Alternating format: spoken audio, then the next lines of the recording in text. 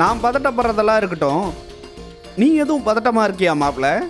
நான் ச்சே, நான் ஏன் மாமா பதட்டமாலாம் இருக்க போறேன்? இல்லையே, ஒரு மாதிரியாவே இருக்கியே என்ன? அது ரொம்ப தூரம் டிரைவ் பண்ணிட்டு போனல, அதான் தலைவலிக்குது. வேற ஒன்றும் இல்லை மாமா. இல்லை, கொஞ்ச நேரம் ரெஸ்ட் எடுத்தான்னு வச்சுக்கோங்களேன், பெட்டர் ஆயிடுவேன்னு நினைக்கிறேன். நான் போய் ரெஸ்ட் எடுக்கிறேன் மாமா. பார்ப்போம்.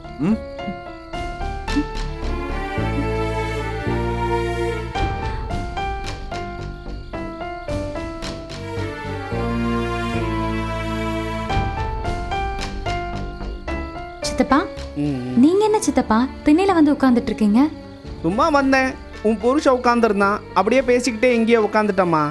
பாரு, பேசிக்கிட்டே இருக்கும்போது டக்குன்னு டயர்டா இருக்கு, நான் உள்ள போறேன்ட்டு போயிட்டான். அவன் ஆளே சரியில்லை சித்தப்பா, ஒரு மாதிரி டிஸ்டர்ப்டாவே இருக்கான். உனக்கும் அப்படி தோணுதா? உனக்கும்னா அப்போ உங்களுக்கும் அப்படிதான் தோணுதா? ஆமா ராஜிமா, அவன் எதையோ மறைக்கிற மாதிரியே எனக்கு தோணுது. ஆமாங்க, கரெக்ட். காலையில சாப்பிடாம கொள்ளாம காஃபி குடிக்காம ஓடுறான், கஸ்டமருக்கு ரகசியமா மெசேஜ் எல்லாம் அனுப்புறான், ராத்திரி சரியா தூங்குறதும் கிடையாது.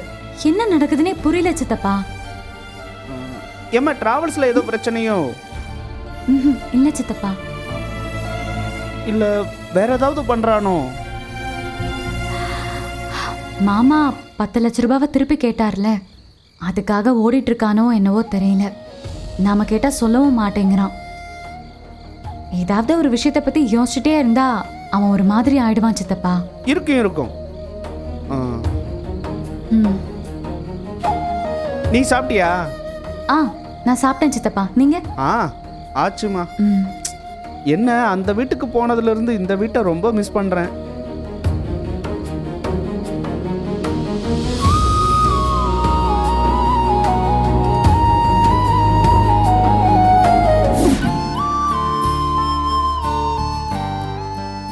ஏண்டா, இந்த மாதம் ஏற்பட்ட முகூர்த்தம் வேறு, அது இல்லாமல் எல்லா கோயிலையும் திருவிழா வேறு நடக்குது.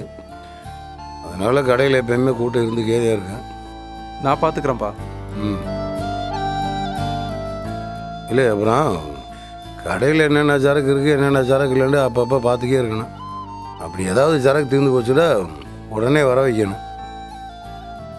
இந்த மாதிரி நேரத்தில் வியாபாரம் பண்ணி சம்பாரிச்சா தாண்டா உண்டு. சரிப்பா. அப்பா, நான் நிஜமாவே மயிலி என்கிட்ட பொய் சொல்கிறான்னு நினச்சிட்டேன்ப்பா. அவன் மேலே இருக்கிற வெறுப்பில் அப்படிலாம் பேசிட்டேன். மற்றபடி என் மனசுலேருந்து அந்த மாதிரி வார்த்தையெல்லாம் வரலப்பா. நான் அப்படி பேசியிருக்க கூடாது தான், தப்பு தான்.